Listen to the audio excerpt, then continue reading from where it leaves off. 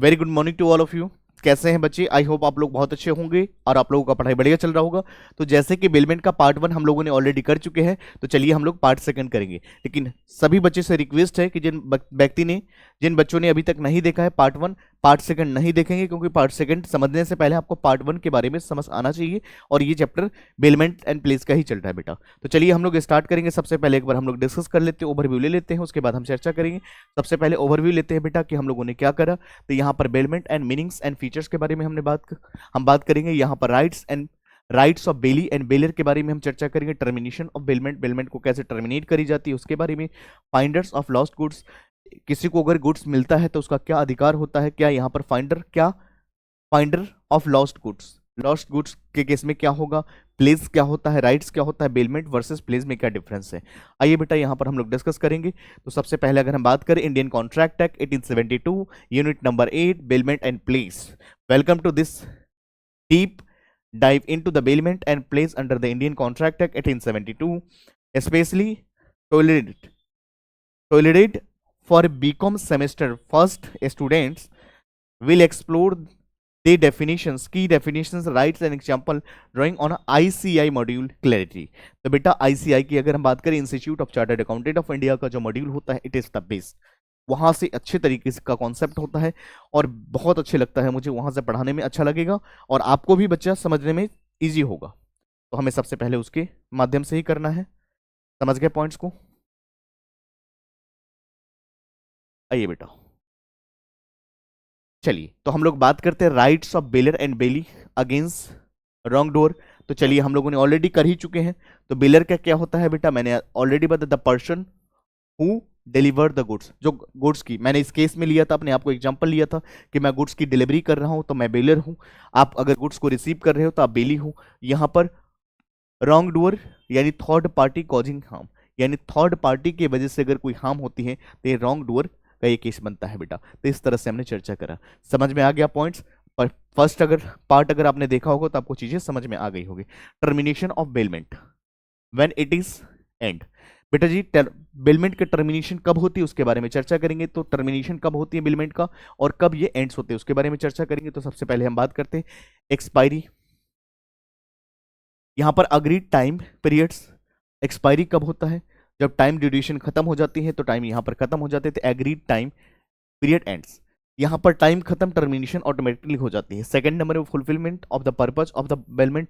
बेटा जी जो पर्पज हमने बनाया था वो पर्पज ही हमारा पूरा हो चुका है, तो ऑटोमेटिकली हमारा बेलमेंट क्या हो जाएगा बेटा, यहां पर अचीव हो जाएगा। पर्पज खत्म हो गया तो यहां पर टर्मिनेट हो जाएगा। थर्ड में क्या होता है, notice either party gives notice. तो बेटा यहां पर अगर नोटिस के थ्रू भी हम कर सकते हैं, टर्मिनेशन कर सकते हैं। उसके बाद अगर डेथ हो जाए, किसका डेथ हो जाए बेटा, या तो बेलर का हो जाए या बेली का अगर डेथ हो जाए, तो उस केसेस में भी हम इसको टर्मिनेट कर सकते हैं। और उसके बाद डिस्ट्रक्शन की अगर बात करें बेटा, तो यहां पर बेल्ट गुड्स आर डिस्ट्रॉय, तो यहां पर गुड्स डिस्ट्रॉय भी हो जाता है। तो इस तरह से बेटा टर्मिनेशन भी हो जाती है आपकी बेलमेंट्स की। और व्हेन इट इज एंड, तो वहां पर बेलमेंट्स आपका खत्म हो जाता है। आई बात समझ में? तो एक बार इसको देखते हैं। सबसे पहले एक्सपायरी हो जाए, अगर खत्म हो जाए, एक्सपायर हो जाएगा तो काम ही खत्म हो जाएगा। उसके बाद अगर फुलफिलमेंट, आपका पर्पज खत्म हो चुका है, ऑटोमेटिकली बेलमेंट खत्म हो जाएगा। या थर्ड में या तो आपने नोटिस दे दिया, इधर पार्टी गिव्स नोटिस, तो हो सकता है। या डेथ हो जाए बेलर का या बेली का, दोनों में से किसी का अगर हो जाए तो भी खत्म हो जाएगा। या destruction of the subject matter भी अगर डिस्ट्रॉय हो जाता है तो बेलमेंट ऑटोमेटिकली कंप्लीट हो जाता है। तो इस तरह से मैंने सभी चीजों को समझाया। आई होप आपको समझ में आ गया होगा बच्चे। चलिए उसके बाद हम लोग बात करेंगे फाइंडर ऑफ लॉस्ट गुड्स। यहां पर जो लॉस्ट गुड्स है बेटा, जो गुड्स हमारा खो चुका है, और यहां पर फाइंडर ऑफ लॉस्ट गुड क्या राइट्स होती हैं बेटा, जिसको यहां पर अगर हम बात करें, जिसको गुड्स मिला है, उसको गुड्स मिला है, जो खो गया है, उसके क्या राइट्स होते हैं, क्या ड्यूटीज होते हैं, उसके बारे में चर्चा करेंगे। तो सबसे पहले रिटेंशन और उसके बाद रीइंबर्समेंट। चलिए क्या मतलब होता है, दो वर्ड का मतलब समझेंगे। तो right to keep goods until compensation paid. बेटा यहां पर गुड्स को बहुत सेफ तरीके से आपको रखना पड़ेगा, प्रॉपर आपको केयर करना पड़ेगा जब तक कि आपको कंपनसेशन नहीं मिल जाती है। Reimburse, right to sue expense incurred.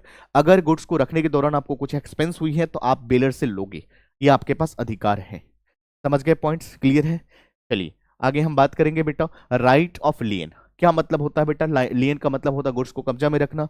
यहां पर सिक्योरिंग पेमेंट, बेटा यहाँ पर पेमेंट को सिक्योर कर रहे हो। आइए, यहाँ पर राइट ऑफ पर्टिकुलर लियन होता है बेटा और एक जनरल लियन होता है। यहाँ पर पर्टिकुलर लियन की बात करें बेटा तो रिटेंशन ऑफ स्पेसिफिक गुड्स, यहाँ पर स्पेसिफिक गुड्स को आप रिटेंशन करते हो, होल्ड करते हो, अपने पास कब्जा में रखते हो। यहाँ पर जनरल लियन के अंदर क्या होता है, रिटेंशन करना होता है जनरल बैलेंस। तो यहाँ पर इस तरह से हमने बताया कि राइट ऑफ लियन का मतलब क्या होता है। राइट ऑफ लियन का सिंपल मतलब होता है सिक्योर करना किसको बेटा, पेमेंट को। पेमेंट को सिक्योर करने के लिए दो तरीके से कर सकते हो, एक पर्टिकुलर लियन के बेस पर कर सकते हो और एक कर सकते हो जनरल लियन के बेस पे कर सकते हो। यहाँ पर पर्टिकुलर लियन की अगर बात करें, रिटेंशन ऑफ स्पेसिफिक गुड्स की हम बात करते हैं, यहाँ पर रिटेंशन ऑफ जनरल बैलेंस की हम बात करते हैं। आई होप आपको पॉइंट्स क्लियर हो गया होगा बच्चे। चलिए उसके बाद हम आगे बात करेंगे। प्लेस क्या होता है, प्लेस की बात करें, सिक्योर, सिक्योर करना होता है बेटा यहाँ पर डेब्ट विद गुड्स। तो यहाँ पर गुड्स को हम सिक्योर कर रहे होते, सिक्योरिंग कर रहे होते डेब्ट विथ गुड्स। तो गुड्स को अच्छे तरीके से हम यहाँ पर क्या कर रहे होते, सिक्योर कर रहे होते। तो सबसे पहले हम बात करेंगे प्लेस का मतलब क्या होता है। यहाँ पर पॉनर कौन होते हैं बेटा, यहाँ पर बेलर कौन होते हैं। तो आइए हम बात करते हैं। सबसे पहले अगर हम बात करें यहाँ पर, मैंने अभी जस्ट बताया प्लेस का मतलब क्या होता है। तो यहाँ पर सिक्योर करना होता है डेब्ट विथ द गुड्स। जो हमारे पास डेब्ट है गुड्स के साथ, हम उसको सिक्योर कर रहे हैं, इसको हम प्लेस बोलते हैं। तो यहाँ पर एक होता वर्ड प्लेस, एक होता है पॉनर और एक होता पौनी। बेटा जी बेलर का नाम सुना है, इस कहानी में मैं बेलर हूं, तो मैं पॉनर भी हूं और आप बेली हो यानी आप पौनी भी हो। तो इस तरह से प्लेस में कहेंगे। प्लेस का सिंपल मतलब होता है सिक्योर करना डेब्ट विद द गुड्स। चलिए उसके बाद अगर बात करते राइट ऑफ पौनी और प्लेस, आपको समझ में आ गया। पौनी कौन होता है देख लो, इस कहानी में आप हो पौनी और यहां पर हम क्या है, पॉनर है। समझ जाइए। तो आइए यहां पर समझिए, आपके पास क्या राइट्स होगा प्लेस के केस में, रिटेंशन करना और उसके बाद सेल करना। तो यहां पर रिटेंशन का मतलब right to retain goods for non payment. जब तक कि आपको पेमेंट नहीं मिलता है गुड्स को आप क्या करोगे, यहाँ आपके पास अधिकार है होल्ड करने का, आप उसको रोक के रखोगे कि भाई मेरा पेमेंट करो पहले। उसके बाद आपके पास अधिकार है right to sell the goods after notice. अगर आपको नोटिस दे दिया उसके बाद आप क्या कर सकते हो, उसको बेच सकते हो, मार्केट में सेल कर सकते हो, अपना पैसा निकाल सकते हो। ये अधिकार आपके पास है एज अ पॉनी। उसके बाद बात करें प्लेस बाय नॉन ओनर।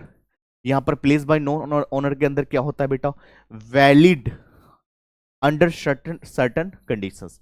बेटा यहां पर अगर ओनर गुड्स का नहीं है प्लेस के केस में, बट फिर भी वैलिडिटी माना जाएगा, वैलिड होगा कब, कुछ कंडीशंस हैं। सबसे पहला कंसेंट होना चाहिए, उसके बाद बेलमेंट होना चाहिए। कंसेंट का मतलब क्या होता है बेटा, रियल ऑनर के साथ कंसेंट होना चाहिए। अगर मेरा कार है, मैंने कहा कि बेटा एक काम करो इसको बेच दो, मैंने ये अधिकार दे दिया, तो आप अब इसको सेल कर सकते हो, कोई रोक नहीं सकता। No one can stop you. समझ गए बात को, कोई दिक्कत। लेकिन जब तक मेरी कंसेंट आपको नहीं मिल जाए तब तक आप इसको बेच नहीं सकते हो, ये अधिकार नहीं है। बेलमेंट के अंदर हम बात, सेकंड हम बात करते हैं बेलमेंट। तो पोजीशन अंडर बेलमेंट कॉन्ट्रैक्ट। तो बेटा यहाँ पर पोजीशंस होती है कहाँ पर, बेलमेंट अंडर कॉन्ट्रैक्ट के अंदर। तो इस केसेस में क्या होता है, आपका कॉन्ट्रैक्ट वैलिड रहेगा अगर आप नॉन ओनर हो तो भी। आइए उसके बाद हम बात करते हैं what are the difference between, या what are the distinction between bailment and place. क्या मतलब होता है बेलमेंट और प्लेस में, क्या डिफरेंस है बेटा। तो सबसे पहले हम अगर बात करते हैं बेलमेंट का मतलब क्या होता है और प्लेस का मतलब क्या होता है। तो यहां पर फॉर सेफ कीपिंग और यूज। तो बेटा अगर हम बात करें बेलमेंट में, तो यहां पर क्या होता है, सेफ कीपिंग और यूज, दो वर्ड देखने को मिलते हैं। यहां पर सिक्योरिंग और डेप्ट, यहां पर डेप्ट को सिक्योर करता है, बट यहां बेलमेंट में क्या होता है, सेफ कीपिंग और यूज। यहाँ पर नो सिक्योरिटीज इन्वॉल्व, यहाँ पर कोई सिक्योरिटीज इन्वॉल्व नहीं होता है। यहाँ पर सिक्योरिटीज होती है बेटा फॉर पेमेंट को लेकर के। बेली हैज लिमिटेड राइट्स, बेली के पास कुछ ही राइट दिया जाता है, लेकिन पौनी जो होता है उसके पास एडिशनल राइट्स दिया होता है। तो बेटा तो ये मेजर डिफरेंस है दोनों के बीच में, बेलमेंट एंड प्लेस। तो सबसे पहले हम यहाँ पर क्या करते हैं, सेफ कीपिंग करते हैं और यूज करते हैं। यहाँ पर सिक्योर करते हैं प्लेस के अंदर डेप्ट को। जब बेलमेंट की बात करते हैं कोई सिक्योरिटीज इन्वॉल्व नहीं होती है, बट प्लेस के केस में क्या होता है, सिक्योरिटीज फॉर पेमेंट होती है बेटा। अगर बेलमेंट की बात करें यहाँ पर बेली हैज लिमिटेड राइट होती है, बट यहाँ पर अगर बात करें पाउनी के अंदर तो पाउनी हैज एडिशनल राइट होती है। तो इस तरह से हमने चीज़ों को समझाया, क्लियर है पॉइंट्स। उसके बाद हम बात करेंगे बेटा की टेकवेज एंड कॉल टू एक्शन। बेटा यहाँ पर अगर हम बात करें की टेकवे क्या होता है, कॉल टू एक्शंस की अगर बात करें, तो bailment and place are a crucial elements. Bailments and plays are crucial element within the Indian Contract Act 1872। बिल्कुल सही बात है। Understanding their definitions, right, distinction, essential legals and practical application for more depth learning, join Rakesh sir commerce classes on YouTube बेटा। तो आप यहाँ पर हमारी क्लासेस को ज्वाइन कर सकते हैं और भी हम चीज़ें प्रोवाइड करेंगे। समझ में आ गया, पॉइंट्स क्लियर है? चलिए, तो इसके बाद हम बात करते हैं बेटा, एक बार रिकैप ले लेते हैं, एक बार समझ लेते हैं कि हम लोगों ने अभी तक क्या करा, उसके बारे में एक बार समझते हैं। ये कंप्लीट आपका बेलमेंट और प्लेस का चैप्टर एंड होता है बेटा, और उसके बाद हम लोग अगले क्लास में मिलेंगे तो हम लोग कॉन्ट्रैक्ट एक्ट के बारे में आपको बताएंगे। बेलमेंट क्या होता है बेटा? Transfer of goods for a specific purpose. यहाँ पर गुड्स को ट्रांसफर करा जाता है, किसके लिए? स्पेसिफिक पर्पज के लिए बेटा। उसके बाद अगर राइट्स क्या होता है बेलर के, उसके बारे में चर्चा करें तो right to demand back, demand goods back, right to sue for damages, यहाँ पर डैमेजेस के लिए आप सीव कर सकते हैं।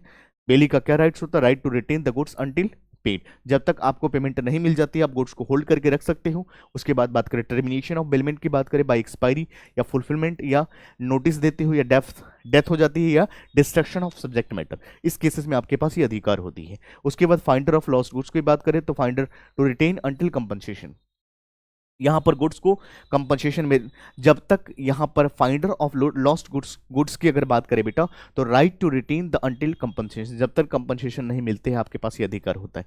लियन की बात करें बेटा तो right to retain goods for payment due, यहाँ पर क्या होता है? हमारे पास राइट होती है कि हम रिटेन कर सके गुड्स को तब तक कि जब तक हमें पेमेंट नहीं मिल सकता है। राइट ऑफ लियन की बात करें, पर्टिकुलर लियन होते हैं और जनरल लियन होते हैं, मैंने अभी जस्ट आपके बारे उसके बारे में बताया।